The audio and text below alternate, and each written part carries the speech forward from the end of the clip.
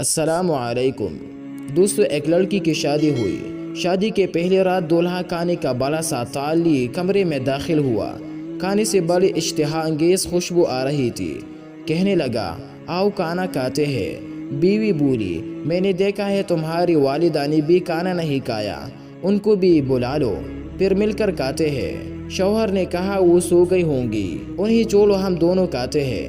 بیوی اصرار کرتی رہی پر وہ اسی بات پر مصر رہا کہ امی کو رہنے دو۔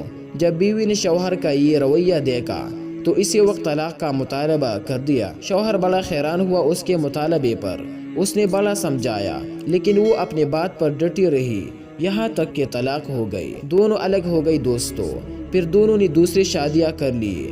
30-35 سال گزر گئی۔ عورت کے بیٹے ہوئے، بہت محبت کرنے والے، ماں کا خیال رکھنے والے، بہت آسودہ حال تھی۔ اس نے ارادہ کیا کہ حج کرنا چاہیے۔ سفر کے دوران اس کے بیٹے اس سے کسی ملک کی طرح پیش آ رہے تھے، پاؤں زمین پر لگنے نہ دیتے تھے۔ صحرائی سفر تھا، راستے میں ایک آدمی پر نظر پڑی جو بہت بری حالت میں بھوکا پیاسا، بال کچڑی، کپڑے پرانے۔ اس عورت نے بیٹوں سے کہا، جاؤ دیکھو کون مسافر ہے، اسے اٹھاؤ، ہاتھ منہ دھلا کر کھانا کھلاؤ، پانی پلاؤ۔ چنانچہ بیٹے گئی، ماں نے جیسا کہا تھا ویسا کیا۔ دوستو، عورت کی جب اس پر نظر پڑی تو جان گئی کہ وہ اس کا پہلا شوہر تھا۔ کہنے لگی، یہ کیا کیا وقت نے تمہارے ساتھ؟ بولا، میرے اولاد نے میرے ساتھ بھلائی نہیں کی۔